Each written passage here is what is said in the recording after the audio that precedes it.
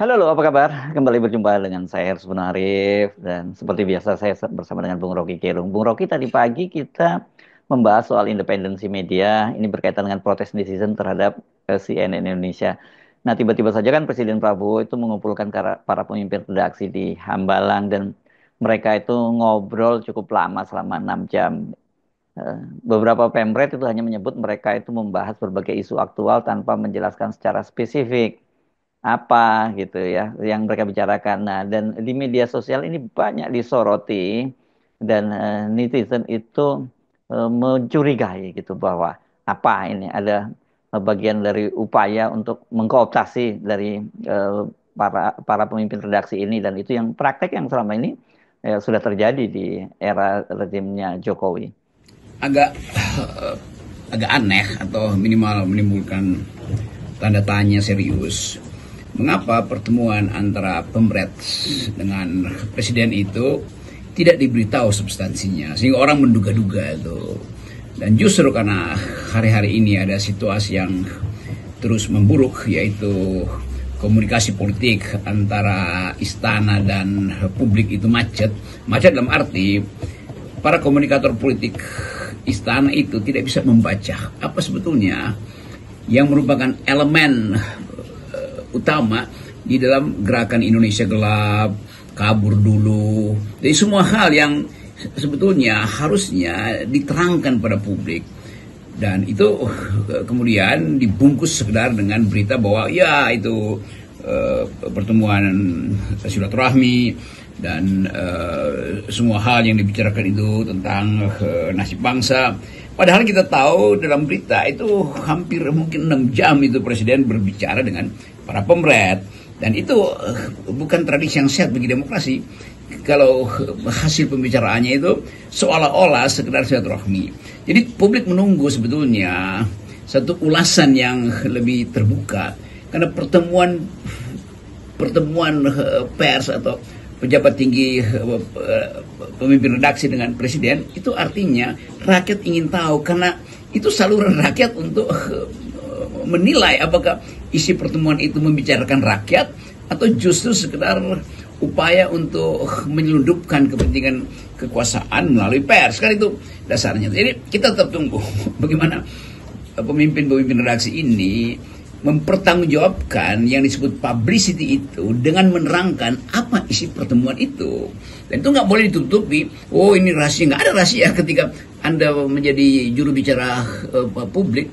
Maka publicity itu, kepublikan itu harusnya dibalikkan sebagai laporan dari pemret kepada rakyat, kepada pembaca berita, kepada penunggu informasi. Kan itu dasarnya. Nah, ini udah 2 hari tidak ada berita. Selain berita yang biasa-biasa aja, ketemu presiden pesan ini pesan itu, jaga kebangsaan, kita butuh PR sebagai pilar keempat demokrasi. Iya, tapi itu kan semua ada di dalam pelajaran pertama tentang apa itu fungsi pers. Tetapi pertemuan kemarin itu harusnya lebih ditonjolkan urgensinya apa kira-kira itu. Kalau urgensinya ada berarti ada sesuatu yang substansial.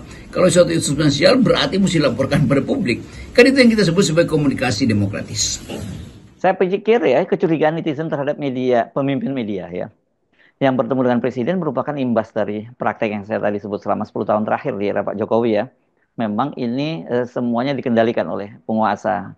Ya, tapi karena itu berkaitan juga dengan anatomi dari media, pemilik media kita, pemodal dari media itu kebanyakan adalah ya satu kalau enggak para taipan gitu, konglomerat, atau ya konglomerat tapi sekaligus dia adalah politisi, bahkan di antara beberapa di antaranya adalah ketua umum partai. Kalau kita pelajari dalam 10 tahun ini, terutama 4, 5, 6 tahun terakhir ini, pers itu jadi penghamba pada Mulyono, penghamba pada kekuasaan tuh.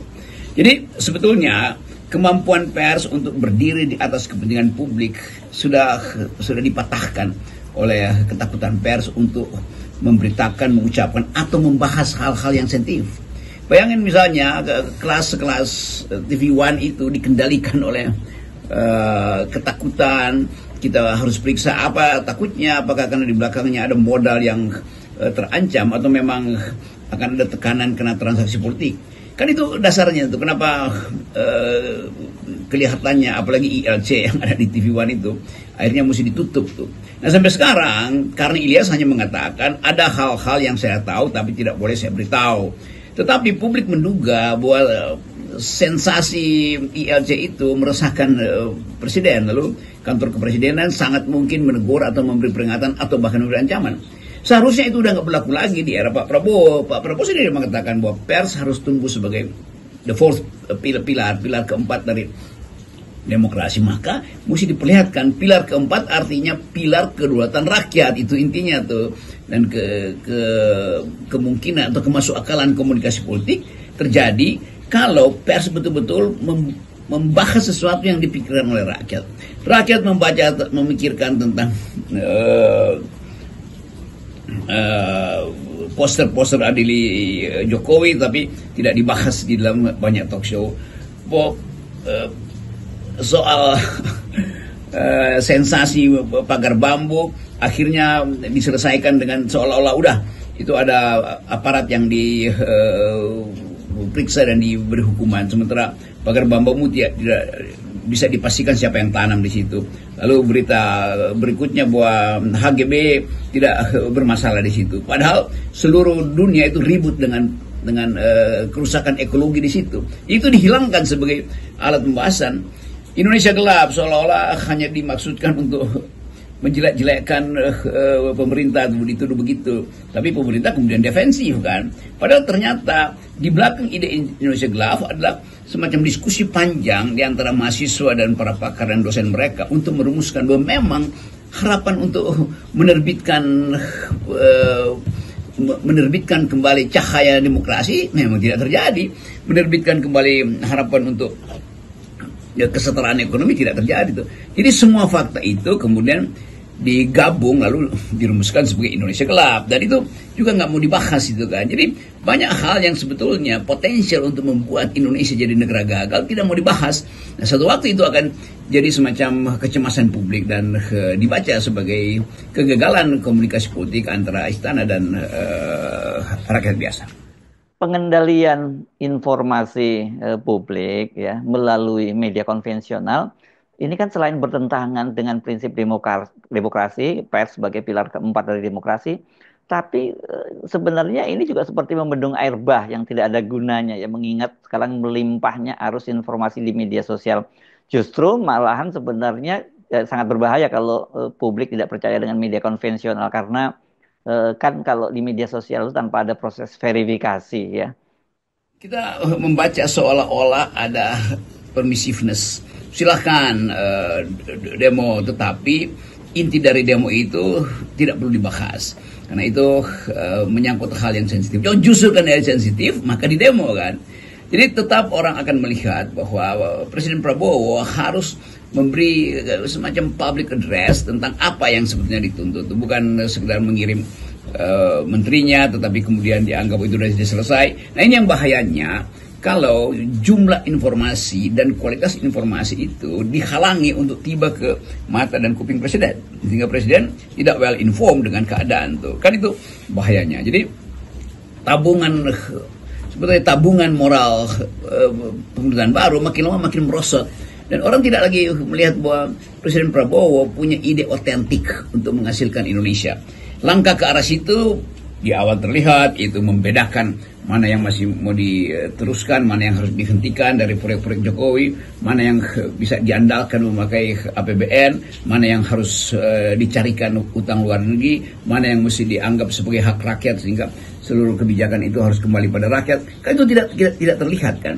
Dan kita tetap menduga bahwa ada hal yang berbahaya tuh, informasi tidak disampaikan karena mungkin transaction cost-nya secara politik berbahaya, maka tidak terjadi transaksi informasi politik. Tetapi itu akan jadi kerikil yang makin lama akan membuat luka kaki dari kekuasaan. Tetapi kita boleh berpikir bahwa sangat mungkin karena faktor-faktor kebudayaan, yaitu ketidakinginan atau sopan santun palsu untuk memulai satu proses pemeriksaan terhadap Presiden Jokowi yang sudah diminta berkali-kali tetapi harus datang dengan bukti. Nah, kalau bukti yang diperlukan harusnya dibuka akses untuk mencari bukti itu bahwa Presiden Jokowi melanggar banyak hal, melakukan banyak kegiatan yang bertentangan dengan demokrasi, mengucapkan di dalam kebijakannya hal-hal yang tidak bisa masuk akal tetapi dipaksakan, yaitu proyek-proyek strategis. Kan semua itu adalah fakta yang mestinya didampingi oleh data yang tersedia. Sementara data yang mau diambil itu ditutup-tutupi oleh pemerintah kan. Jadi sebetulnya sudah bisa dirumuskan bahwa pemerintahan Pak Prabowo mungkin dalam 2 tahun ke depan tetap akan diguncang oleh harga yang dia mesti bayar ketika dia tetap mempertahankan Jokowi dan rezim Jokowi dalam kabinetnya itu.